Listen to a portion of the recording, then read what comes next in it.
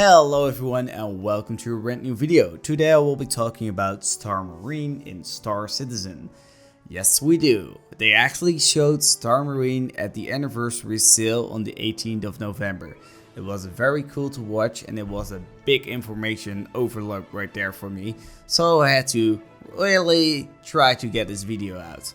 First I will talk about a little bit about the tentative release schedule. They actually do internal roadmaps now and they actually showed it to the backers.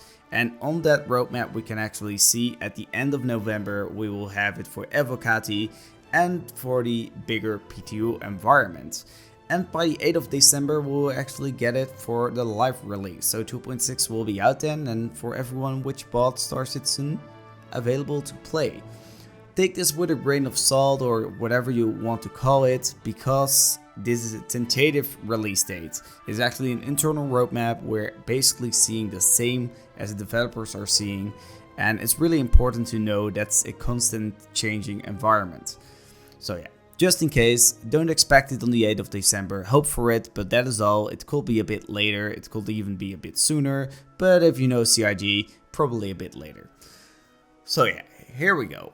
We'll talk about Star Marine, we will talk about the good stuff first, then we talk about the bad stuff, and we talk about solutions. Yes, you heard it correctly, we will also talk about solutions. So the good stuff first, they actually showed off a level 4 versus 4, 8 players in total, and actually in that video is a 9th player, which is the spectator mode. So it seems some kind of spectator mode is already in, which is very good for esports, or just, well, checking out a game or having a pre-made or whatever. So, here we go. They actually showed off Star Marine like 1.5 years ago, and it was in development limbo, and then I thought, okay, we're just going to scrap it and stop with it. If we actually compare those, like in your mind, you will say, okay, yeah, cool. Now we actually see this, and this looks like a fully fledged FPS, let's be honest, it looks pretty nicely. But if you look a little bit closer, then you will think, the gunplay doesn't look too good, in my opinion. It looks a little bit generic as well, and could be really a bit more interesting. I mean, it looks nice. I mean, they really utilize the engine.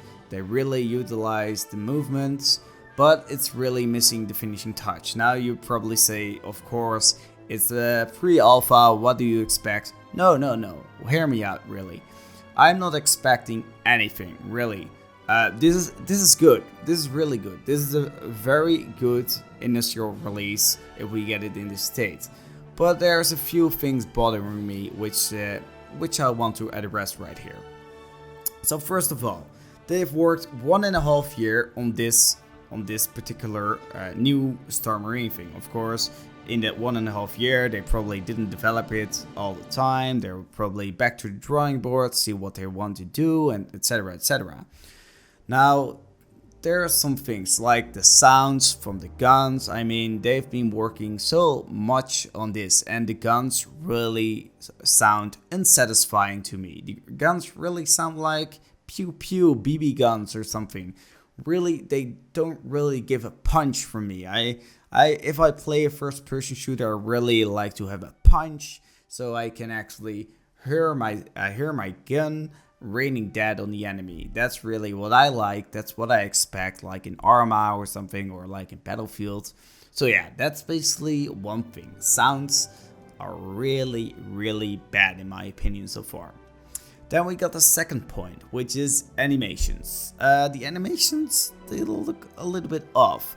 Now, I actually have to say that animations is being addressed in the roadmap as well, as still being worked on. So hopefully that will come alright. I'm actually fully expecting that to come alright. But for this first thing, the animations were a little bit stiffy and I was not very convinced it was very good. So now we also got some other stuff. Now we got a third point, which is the level design. I'm actually a natural selection 2 player sometimes, and I really like those levels because they're very distinct, they are very unique, and they have very clear call signs. Really, if you're like in a farm, It's also a sci-fi game. If you are like in a hydroponic farm or something, you can really see all the grass, all everything, and you really know, okay, the call sign is hydroponic. And if you are in the engine room, you know you're in the engine room. And I'm a little bit missing that a bit in this right here. All the environments look very generic to me and not really with nice call signs or anything. Maybe that's just because I don't know the layout of the map, but that's just really how I see it. And I think it has to do with a lot of recycled assets through the map. And I actually hope that the 12 versus 12 map will be a lot better. That's just a thing I noticed, and I hope it will be solved. I'm actually quite sure, but not in this demo. This is really my honest opinion about the demo, not about the future development, just what I'm seeing right now, because I know it will change, I know it will get better, and that's actually why it's still pre-alpha, to actually get influence on this kind of stuff. So yeah, that is very good to know. As you can see, the colors are also pretty depressing in the demo, so yeah, that's pretty much it for me. What I want to say as well, it doesn't look very tactical to me. That's pretty much the 4 points. As you can see right now, when he's taking the bomb, it takes quite some time. And of course, this is just like a team deathmatch or capture the point of domination, whatever you want to call it. So it actually stimulates a bit of more fast gameplay. This will probably, this will probably be solved in the future. So as you can see, it is not as tactical as I would have liked. Though let's go on. I actually called 4 points now, which are well, not the best in my opinion, of course, or a little bit on the short side, but that doesn't matter. I mean, it's pre-alpha, I fully understand that. So let's talk about solutions now, because that is even more important. I mean, solutions are there and solutions have to be implemented. So first of all, how do we get this game more tactical? Well, to get this game more tactical, we probably need some other game modes like single elimination. So you, like in Counter-Strike, you get an objective, and if you die, you don't respawn and you play a certain amount of rounds. I really like that kind of gameplay. They can even go deeper with it, maybe some kind of rush mode like we have in Battlefield, which is also a little bit more tactical for me and really nice as well. Maybe they can do 4 versus 4 tactical mode like Counter-Strike Go, where you get an objective, and maybe 12 versus 12 rush, so one team is defending and one team is attacking in various areas in the map, which seems pretty cool. Like, imagine an Idris and you first have to take the a boarding position so you can get inside the ship, then you have to take in the power management, then you have to get inside something else, and then you have to take over a bridge to win the game. That will actually, just when I think about it, that will be very insane. So you have to go in stages to capture the Idris, and just when I think about it, that will be very cool, very tactical, and maybe you can get some various strategies in that as well. So second of all, this is actually another bad point for me, and that's customization, but we all know customization will be in. That's no problem, that will also be on the roadmap. So the second solution is customization. How do we get more air in this game, of new fresh air? And that's through customization. If you have proper customization in your game, you can actually allow yourself to play more tactical, because you have to make some decisions up front. Okay, I want to be a boarding guy, I take heavy armor with me, I'm going with more guns, I'm going with this, with certain grenades and anything. So this is also how you get the game more tactical. And in this demo it really looked like everyone was the same generic guy, and well, just not completed really. So that's the one of the second solutions right there. And then I also well, to expand it even more, because you want to have tactical gameplay, but you also want to have fun gameplay. And I think this is not really directly related to a bad state of the Star Marine, but just a bad state of in my opinion, bad state of some first-person games. Which a thing I really like is in Counter-Strike Go, when I play, I want to get up in the ladders and improve my rank and stuff, and even my team rating. I really like to improve my team rating, like games in Dota 2. And I have a feeling that successful games really have this thing in common, like a really good matchmaking system, which is rewarding the player for gaming and getting their rank up and matching those with other players which are on a similar level.